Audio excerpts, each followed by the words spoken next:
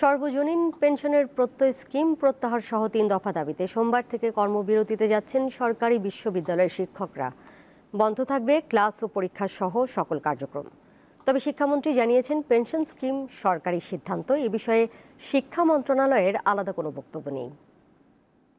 জানেন যে কোন প্রেক্ষাপটে আমরা জাতীয় সংসদে 2024-25 অর্থবছরের বাজেট পাশ হওয়ায় 1 জুলাই থেকে সরকারি ও স্বায়ত্তশাসিত প্রতিষ্ঠানের নতুন কর্মকর্তা কর্মচারীদের জন্য চালু হচ্ছে সর্বজনীন পেনশনের প্রত্যয় স্কিম। শিক্ষক সমিতির সভাপতি ডক্টর মিজানুর রহমান প্রত্যয় কর্মসূচিতে একজন কর্মচারীর নিজ বেতন থেকে মাসিক 2,500 টাকা এবং সংশ্লিষ্ট প্রতিষ্ঠান একই পরিমাণ টাকা 30 বছর চাঁদা দিলে অবসরের পর 60 বছর বয়স থেকে ওই কর্মচারী মাসিক 62,330 টাকা হারে পেনশন পাবেন। সাথে আনুষঙ্গিক ভাতার বিষয়ে নির্দিষ্ট করে কিছু বলা হয়নি। তাই আন্দোলনে নেমেছেন বিভিন্ন স্বায়ত্তশাসিত প্রতিষ্ঠানের কর্মচারীরা। প্রত্যয় স্কিম বাতিলের পাশাপাশি সুপার গ্রেডে বিশ্ববিদ্যালয় শিক্ষকদের অন্তর্ভুক্তি এবং শিক্ষকদের জন্য স্বতন্ত্র বেতন স্কেল প্রবর্তনের দাবিও জানানো হয়েছে। কর্মসূচির অংশ হিসেবে রবিবার ঢাকা বিশ্ববিদ্যালয় সহ বিভিন্ন ক্যাম্পাসে কর্মসূচি পালন করেন শিক্ষক কর্মচারীরা।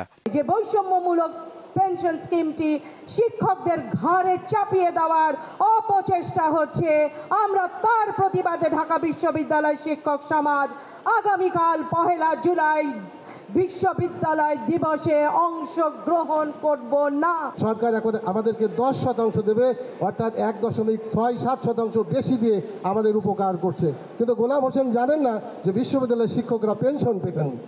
এই বিষয়টি না জেনে কোনো ধরনের গবেষণা না করে বিশ্ববিদ্যালয়ের শিক্ষকদেরকে এই প্রত্যয় স্কিমে অন্তর্ভুক্ত করা, এটা একটা ষড়যন্ত্র বলেই আমরা মনে করি। শিক্ষকরা বলছেন, দাবি না মানা পর্যন্ত কর্মসূচি চলবে। আমরা তো রাজপথে থাকার কথা না, আমরা তো সাংবাদিক সম্মেলন করার কথা না, আমরা তো প্রেস ব্রিফিং করার কথা না, আমরা ক্লাসে পড়াই, এটাই আমাদের কাজ।